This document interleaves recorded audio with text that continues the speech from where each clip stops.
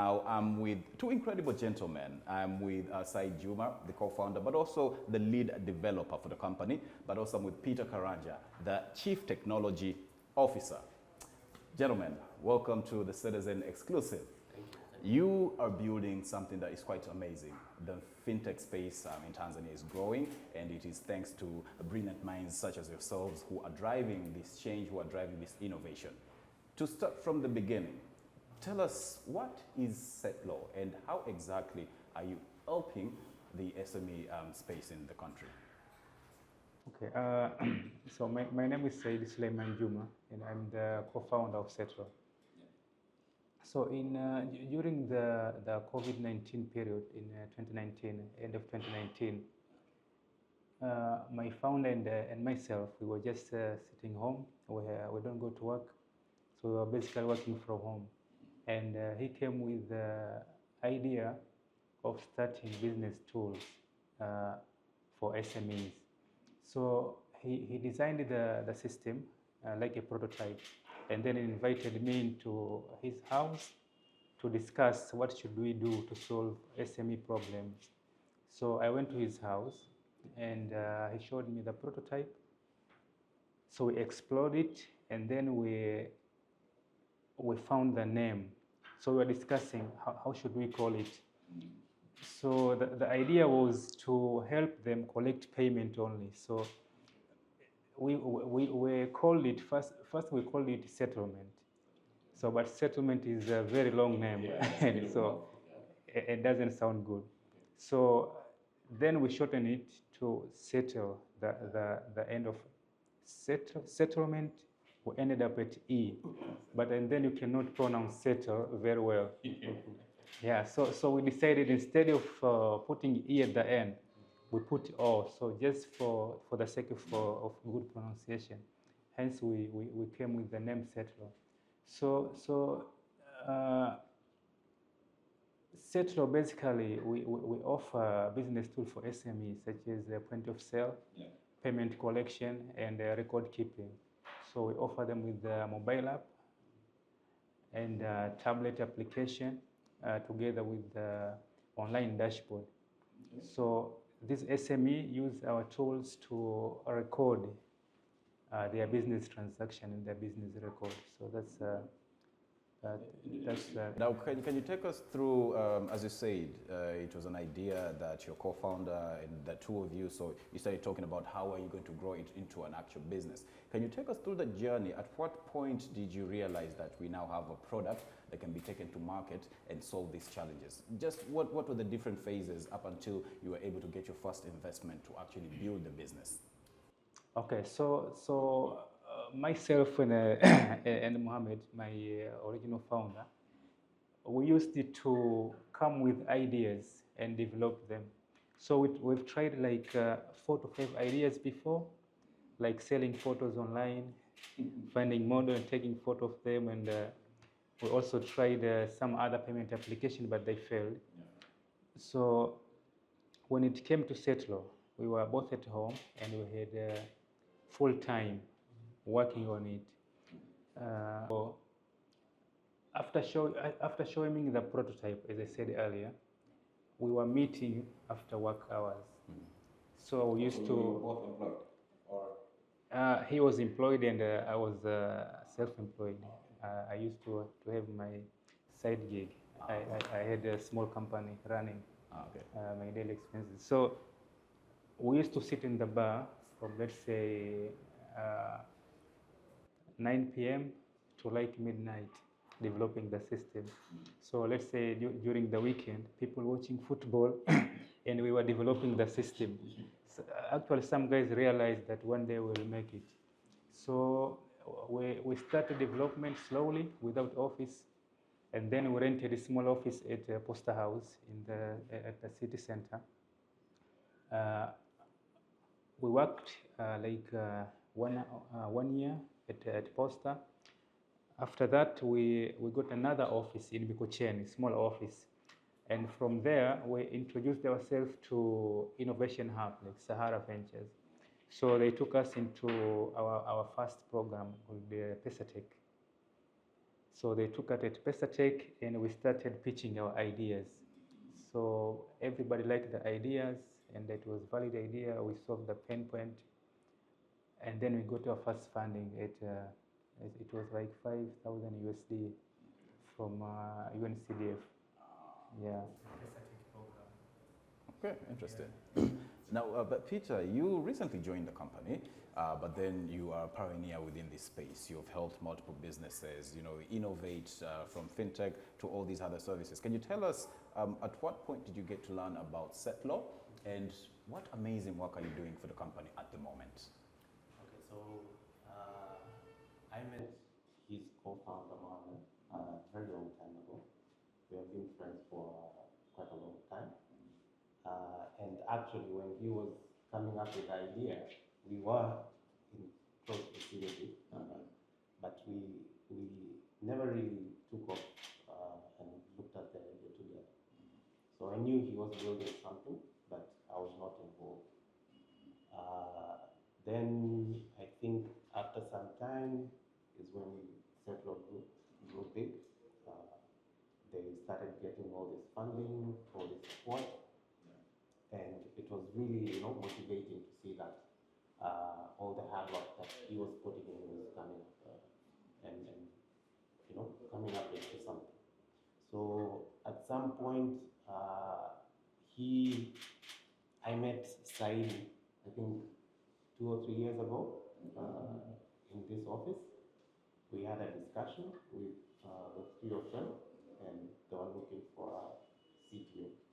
Essentially someone to lead the tech department and the innovation bit of what Settlo is right now. So I joined officially last year, and we've been creating, essentially what we are doing right now is expanding what they have right now. We're making the product much better. We are adding more features. So soon we are planning on coming up with a version 2, which is meant to essentially improve on what they have and revolutionize the whole platform.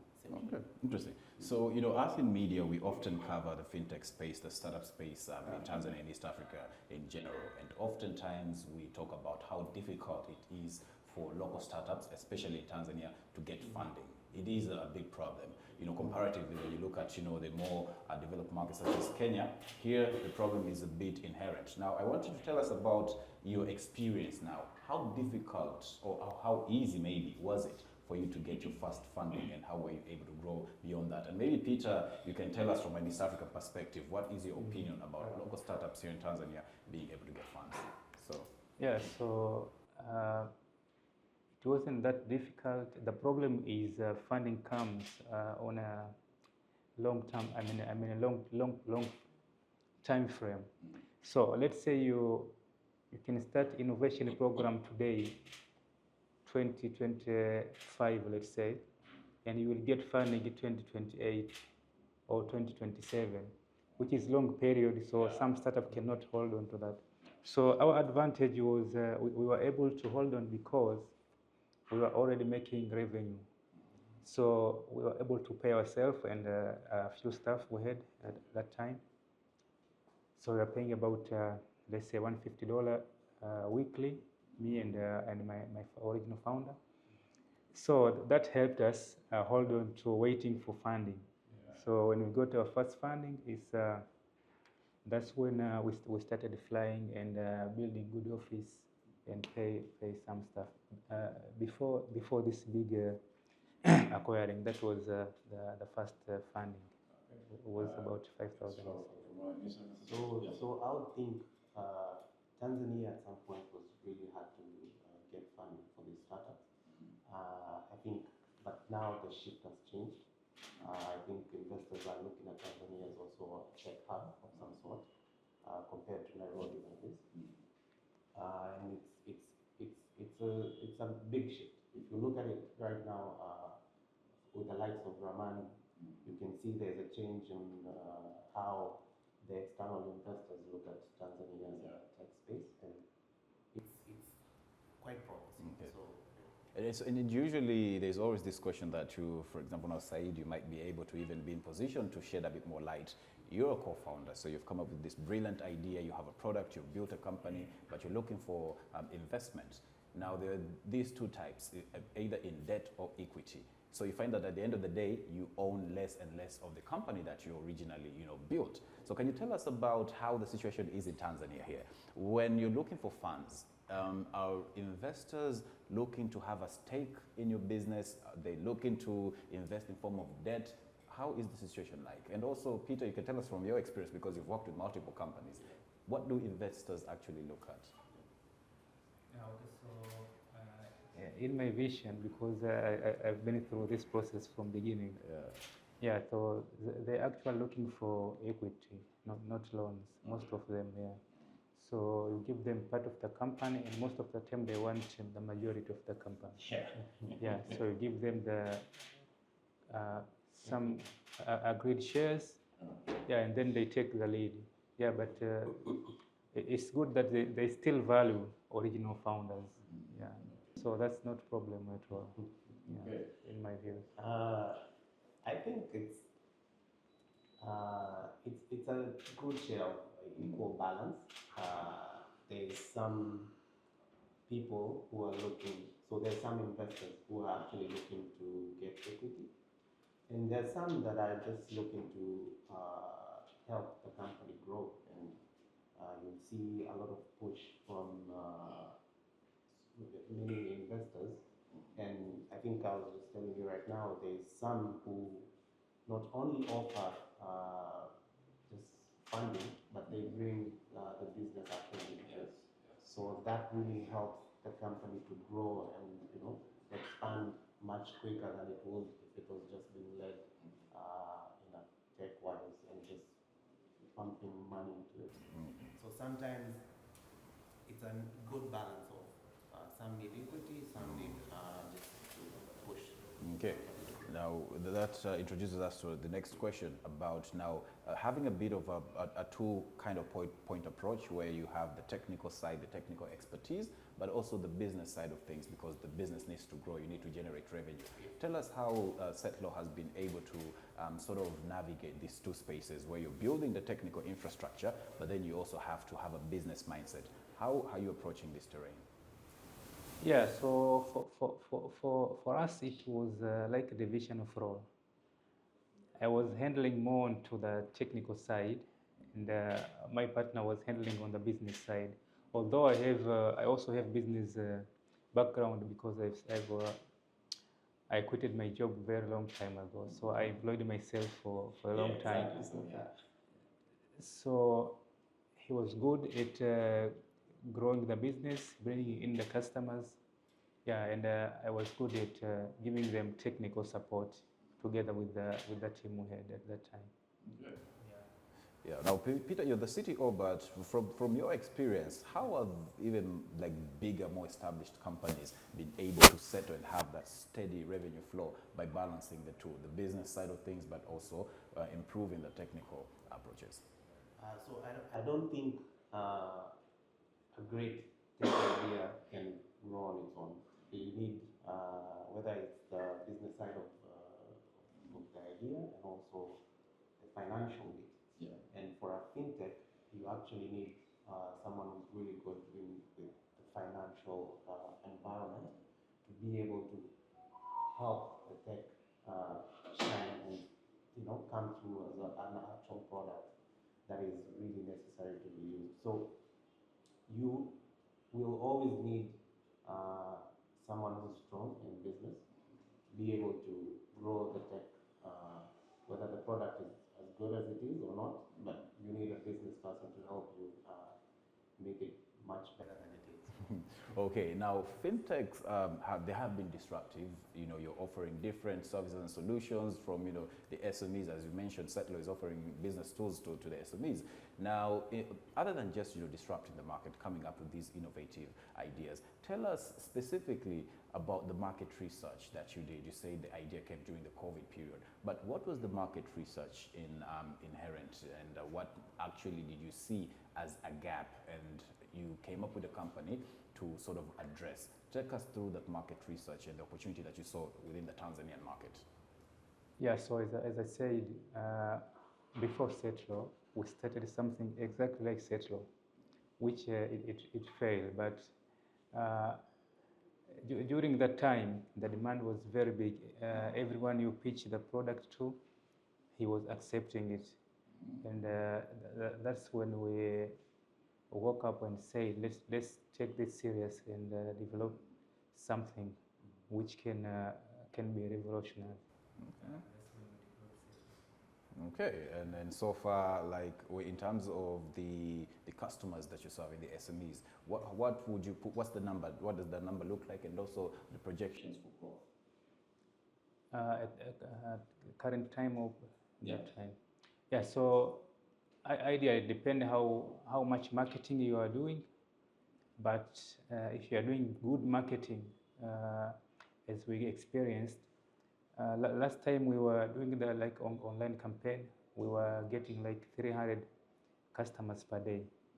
Yeah, but then you go through them and filter them and get genuine customers. Yeah, so growing rate is very big, but also the chunk is something called a chunk. The chunk is very big also. So it's 50-50. You have to fight and balance the number of customers. Okay. Now, players in more established industries such as banking at times view fintech as just mere disruptors because you might offer services similar to theirs but at a lesser cost. Can you tell us how do you hope to work with banks or telcos in this ecosystem, you know, because you might be serving or offering similar products and services, but at the end of the day, you're all trying to develop this ecosystem so that people may be able to access goods and services much easier. How would you approach working with banks or working with telcos? Or at the moment, how are you working with these established industries? Okay, so one of the goals of Settlo is to give loans to SMEs, and you cannot do it for ourselves. You know, it's a lot of money, so you cannot support all the SMEs. So we'll have at some point partnership with big banks like CRDB. For example, currently we are partnering with CRDB in payment processing. One of our products is processing payment using CRDB payment gateway. So that's one of the side of partnership we are having with them. And another one is providing loans to these SMEs. So instead of competing with them, we're just joining them and give them our customer. They do credit scoring and give them loan. Okay. Yeah, so we're looking forward to partnership with banks. Yeah, and Peter, to you, what's your opinion about this perception that fintechs are disrupting, you know, the market and trying to sort of compete with these more established industries? Honestly, I think there's a lot of disruption from fintech, but I do not see them essentially competing with these large organizations. Because if you look at it, fintechs are there to fix this small gap where the ordinary Mwananchi does not have access to this large commercial loans or softwares that can run a very large business. So you'll find that there's someone who's just opened a very small shop and they're trying to essentially manage their inventory. They are able to see how much stock they have and how the stock is moving, and they can get reports on a daily. So for that small customer, they do not need a really large system that costs a lot to do essentially a very small bit of what they're trying to achieve. So that's where these fintechs come through. Their cost of running is very small, so they can also pass it down to the customer. So now the customer ends up having a very good system to run their business at a low cost. Okay, interesting. So, Said, maybe you can tell us at the moment, what has been the biggest challenge that Settlo is sort of grappling with, and how are you trying to address? Because it's still a business that is scaling. So definitely there's a few hiccups here and there. So what is that? So challenges, I think, because when a company starts, you have a few customer base, a very small number of customers. So the biggest challenge is customer support. Is our customer number is growing very fast, I mean rapidly. So coping with support we used to have when we had like let's say 200, 300 customers versus now we have like 5,000, 10,000 customers. It's so difficult to support them. Yeah. Yeah. So it's just like good customer support when we used to have versus now. That's the biggest challenge. Okay. Yes. Now, some of the services that you offer, for example, the point of sales, it means that you're able to have or gain market insights, the data. So we often talk about data being a dividend to different businesses. Even us in media, we're looking how do we monitor the audiences that we get on our online spaces. How are you using data at the moment to sort of refine your service or your product to the market? I want you to talk about the critical aspect of any business being able to know its customers through the data. Yeah, we actually use data. Firstly, we need to know first how many merchants we have in Tanzania that we can support. So basically, we have about 3 to 4 million SMEs. So we are targeting like 500,000 merchants. Yeah, that's the kind of data we are using. Myself, I haven't dived deep into that as I'm not a business person, but I'm more into technical side. Yeah, but maybe Christian will help with that. Yeah, okay. But also future users. So essentially, as I mentioned, we are trying to come up with a version 2 of the whole platform. Yeah. So this version will leverage a lot of data processing. We will have a lot of reporting that is done through internal reports. Yeah. So with that data, we will be able to see essentially what our customer base looks like, and also we'll be able to judge and see where Settlo can grow using that data just to profile essentially all our customer base and being able to scale, because that's essentially what we're trying to do. Yeah, exactly. So Settlo started 4 years back in 2020, right? So yeah, it's still a business that is growing. There is often a concern that, with different startups or fintechs that experience success early on, they tend to burn out after some time, or you tend to lose out on your focus. So because you're growing too fast, you compromise on quality. I mean, I usually visit these online spaces and I hear people complaining that, we started with your company when you were still small, but then now you're too large, you no longer care about your customers. How is Settlo managing that? Because you're still scaling. How are you ensuring that you do not lose focus, you do not compromise on the quality of the services?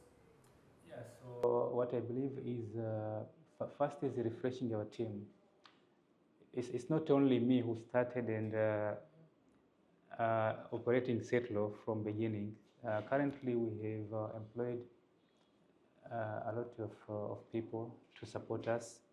So every time we bring in new people, training, giving them good training, showing them market trend and how to grow business, that help us refreshing and remaining focused. Yes, so it's not easy to get tired when you have good team, yeah, and helping each other, rather than giving a burden of jobs to one person. So most of the startup who died is operated by 1 to 2 people only. Yeah, but we are about 20 in here. Yeah, plus our partners has got like other managerial people who help us moving forward. So there's no way that Settlo is going to die one day. Yeah. Okay, yeah, and Peter, from your experience, these startups that grow too fast, too quick. Yeah, of course, it's an actual problem where you have exponential growth. But I think as he has mentioned, the best way is to have fresh talent. You'll have different mindsets. You'll see because essentially when someone new comes in, they'll have a different perspective, and they'll also have a different thinking of the same product. Yeah. So you might look at something and see as if you're burning hot. You're getting to a point where your idea is now, you've done it too much. So that's the point where you bring in fresh talent, and they look at it in a different perspective, and you can probably even pop out something else out of what you already have. Okay. Now, Said, since you're already building something amazing, what are the fundamentals to establishing a startup in Tanzania? And for any young founder out there who wants to start a similar business, what would your advice be to them? So first of all, when you have idea, don't do it alone. Find someone who has different knowledge from you. Let's say if I have tech knowledge, I need to find someone who has business knowledge, and with that combination, you can start something successful. So rather than struggling yourself trying to learn business while you are a tech person, which will take learning curve and waste your time. So instead, try to find partners of your opposite knowledge, so you can build something together. Yes. Yeah. I think to add on to what I just said, I think you need to do a lot of research.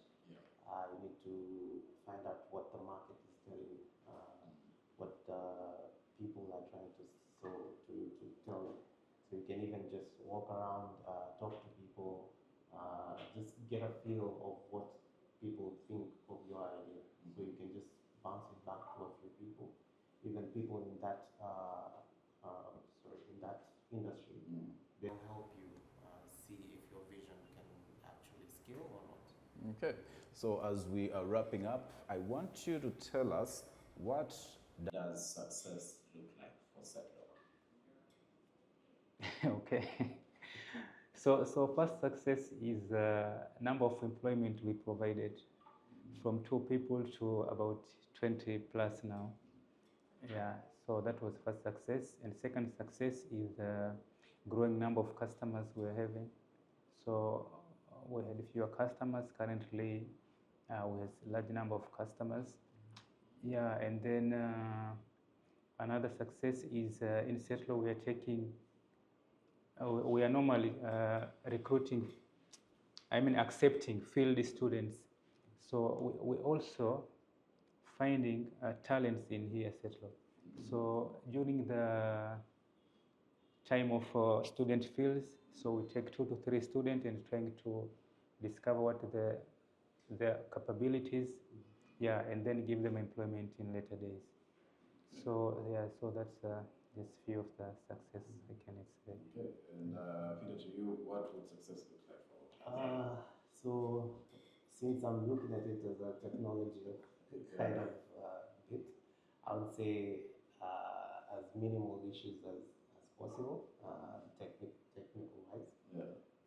And also just having a really stable system and being able to report to the business side of the team in a manner that they are able to make better decisions and be able to grow the business much larger than it is right now. Okay, well, gentlemen, on that note, it's been great having you on the Citizen Exclusive. You were with me, Mpoki Thompson. It's a wrap for this episode. I was at Settlo here in Dar es Salaam with the co-founder, Said Juma, but also Peter Karanja, the CTO of the company. Until next time, it's a wrap.